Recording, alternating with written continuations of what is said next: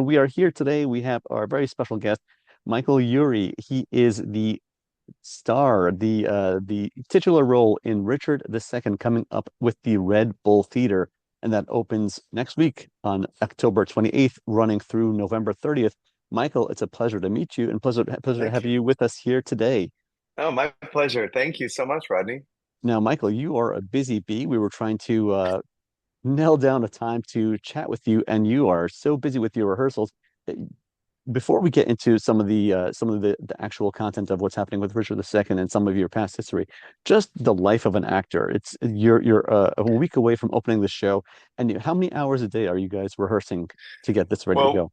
so today it's a 10 out of 12, which means we start I think that's right. Or maybe it's an 8 out of 10. I don't know. It's a long day. We start in about half an hour and we go tonight, I think, until 11:30. So it's a long day. But these are tech days. These are long. It's sort of like the rehearsal days are shorter. They're 6 or 8 hours. But the tech days are really, really long because you want to get it all in and you don't have a lot of time and it's a lot of people that have to come together. When you're rehearsing, it's just the actors and stage management. But once you bring in the lighting people, the sound people, the costume people, the set people, the building people, then it becomes a very different thing. And so they try to do it as fast as can. And so today we sort of started yesterday. Today's the real first day of tech, and there's a lot to do. There's a lot to figure out. We go all over the place, all over England in this thing. It's yeah, and you're in England, and but it's reset. So we'll get to the it's reset into 1980s Manhattan, but we'll take a Right. minute before we'll put a thumbtack on that. We'll come back to Okay. it. Sounds good. So before we get to the current day, you're about to open with Richard II with the Red Bull Theater, which is one of our favorite groups here in the city. There we've spoken to them a bunch of times, but before we get to that, Michael, you are a star of stage and screen. Many people might know you for your role on Ugly Betty on ABC TV. That was a big hit for a number of years, and right now you're also on Shrinking on Apple TV, which, if I understand correctly, you guys wrapped up production of season three, and that's going to start airing in January, right? That's right. Yeah, we've shot through season three, and the new season drops and starts dropping in January. I think at the end of January.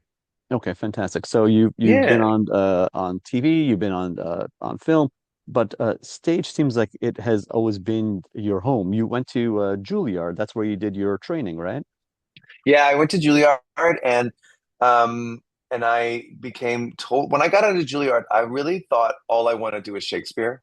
And and I didn't really get any at first. So I thought, oh, I'll do all the Shakespeare I can. I'll go work at the Shakespeare Theater in DC. I'll get into Shakespeare in the Park in New York. All I want to do is Shakespeare, and it didn't happen right away.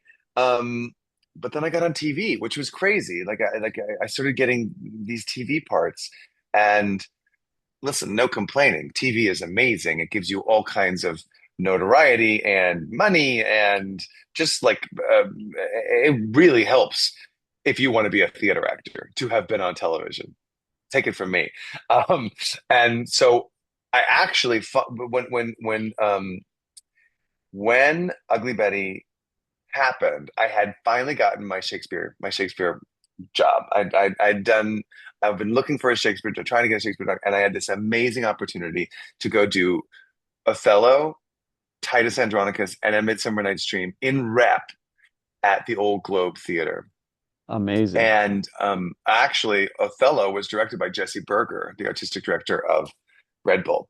And the Old Globe is an amazing place, and they do incredible work, and they've been doing lots of Shakespeare forever in this beautiful outdoor theater. So this was literally, I was in all three. I was Rodrigo and Othello. I was Demetrius or Chiron in Titus, one of the boys who gets baked into the pie in Chiron, and I was Flute and Thisbe in A Midsummer Night's Dream. And so I would do, it was the greatest. It was the greatest. So I knew I was doing that when I shot the pilot of Ugly Betty, for which I was only in the pilot. I was not supposed to be in any other episode. I was only supposed to be in the pilot. That worked out really well for me. They ended up putting me in the whole thing, but I left the Ugly Betty pilot let it go, forgot about it because there wasn't any chance I was going to continue on with it. And I went to my Shakespeare rep. And it was about halfway through the rep, I found out that not only was the show picked up, but they were going to make me a series regular. And I was going to have to leave this repertory company, which was devastating. I was so, I mean, it was like so bittersweet because obviously great news to be on TV and to have this fun job, but such a bummer to leave these three amazing plays. And I actually stayed as long as I could. And for about a month, I was going back. It was a long gig. That was a long rep. They did it for like 5 months. And for about a month of that time, I was driving back and forth from San Diego to LA. I would do Titus Andronicus. I'd hop in the car. I'd drive to LA, sleep a few hours, shoot Ugly Betty all day, hop back in the car, drive to San Diego, do Midsummer, and wash, rinse, repeat. It was insane. But I think because of that, in some ways, the certainly the early years of Ugly Betty, I was still kind of doing Shakespeare, even on network television, because I was playing a villain. Vanessa Williams and I were basically villains on the show.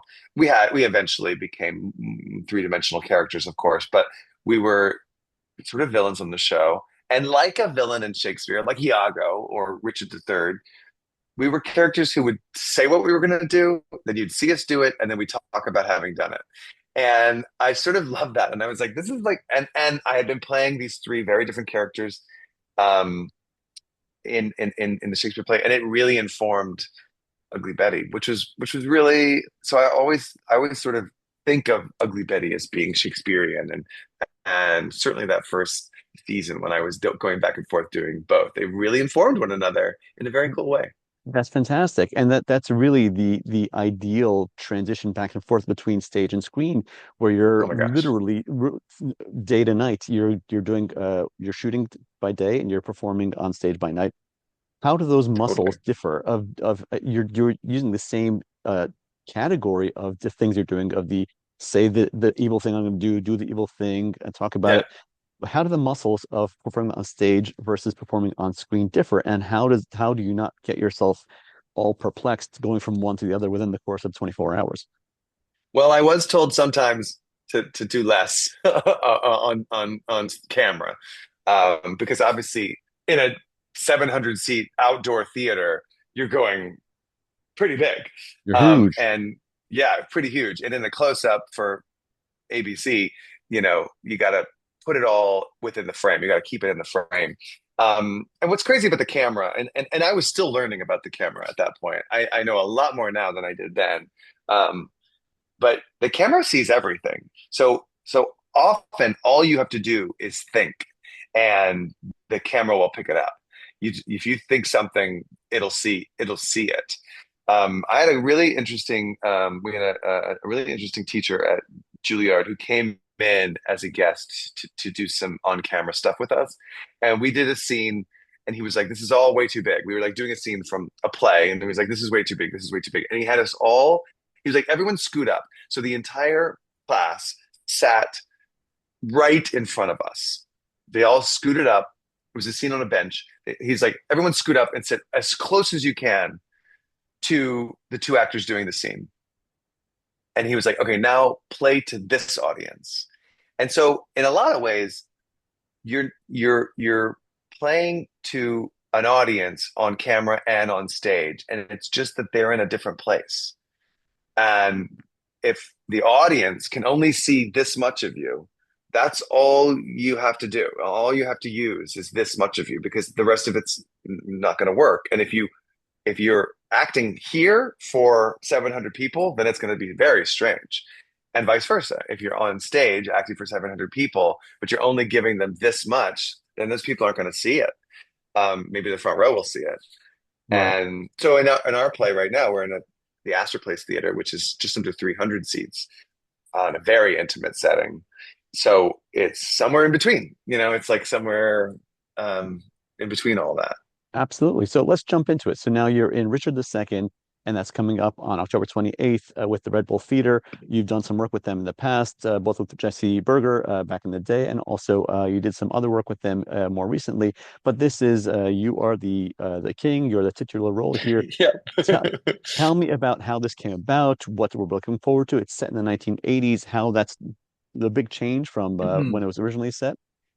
So I've always wanted to play this part. I saw it when I was at Julliard. They did it in the fourth year when I was second year, and Lee Pace, the great Lee Pace, played Richard. It was a wonderful production, very, very big and very Elizabethan. And I was like, "Ooh, that's a good part. I want that part. I want to play that part." And I always had known that the part was kind of. Many people think that he's queer coded. That perhaps Richard was.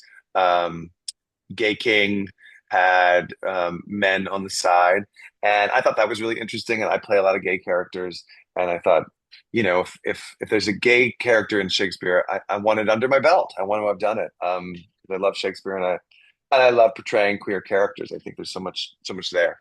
So I've always I've always wanted to, and I've always been bugging Jesse Berger to produce it because I love doing it. And I'd love to. I wanted to. There's some Shakespeare plays I'm not as I don't necessarily need to do in New York because in New York, as you probably know and talk about, like New York, there's a different sensibility about Shakespeare than say like the Old Globe, Shakespeare in the Park, or DC Shakespeare Theater or Shakespeare and Company in the Berkshires, where like the focus is really Shakespeare. If you do Shakespeare in New York, you better be ready for those New York audiences who are very savvy and see a lot of stuff.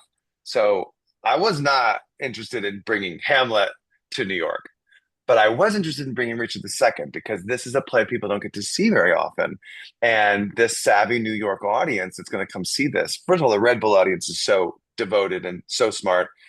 But I thought this was an opportunity to get some people who are interested in Shakespeare. Maybe they're not obsessed with Shakespeare. Maybe they don't know everything about Shakespeare, but they've never seen Richard. They've never read Richard. They know it's a beautiful, lyrical, poetry-filled play, and they know that it starts the War of the Roses, but they don't know the play. They haven't seen it, and I thought this could be an opportunity to do it and make something that's really cool and accessible, and also fun and sexy, which is kind of where the '80s helps us. And we're definitely doing, it's kind of, as Craig Baldwin, our director, would say, it's kind of medieval England meets the 1980s because we're not I mean, I'm still a king, I'm not like president or CEO or mayor of New York. It's not like I'm not a CEO of a company. I'm still the king of England.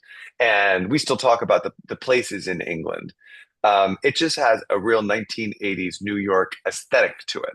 So like we're gonna look like that. We're gonna sort of behave like we're not behaving like we're the king of England, um, 500 years ago. We're gonna behave more like a person in power in the 1980s would behave, and specifically a queer person living in the closet, but also living a fabulous decadent life and abusing his power. We're going to definitely play that up in the way that a 1980s closeted queer person in power might and did. Many of them did. Um, so it's really an aesthetic, and it's also Craig Baldwin, our director. He chose this period in many ways because if Richard II is the beginning, if where they were in England, if that's the beginning of the War of the Roses that culminated, with the end of with the fall of Richard III, let's say, then what is the beginning of our current political moment? And it may very well be Greed is Good, the 1980s, New York coming back with a vengeance from being basically broke, um, beg, borrowing, and stealing to bring New York back. So that's kind of where how we ended up in the '80s. It's a fun aesthetic, obviously great clothes, great music, but it's also like this time when the world changed because of money in a lot of ways, and money is a huge part of what brings Richard down. Absolutely. And that's a great summation of it. Now, Michael, I know you have to run. You have another call coming up. You're a busy, busy guy. So we thank you so much for this glimpse into everything that you're doing. Oh, And thank you. it's such a great lead in to our audience to come in and check you out in person and see some of the aesthetic you're talking about and some of those questions that you're raising, how those get answered in this production. So people Yeah. get out there, go to redbulltheater.com, get your tickets, check out Michael. He's going to be in that show from October 28th till November 30th. If people want to go and on Instagram and find out more about Michael and what he's up to, it's Michael Urie likes it on Instagram, right? Yeah, that's right. Okay. All right. Fantastic. Michael, it's been a Thanks so pleasure. much. And Have you I really? want to hear from you after you see the show. I want to hear what you think, Rodney. Absolutely. Well, Promise me happy you'll to drop a connect. line. I will Okay, do. great. All right. Thank you. Awesome. Good to see you. Thank you so much.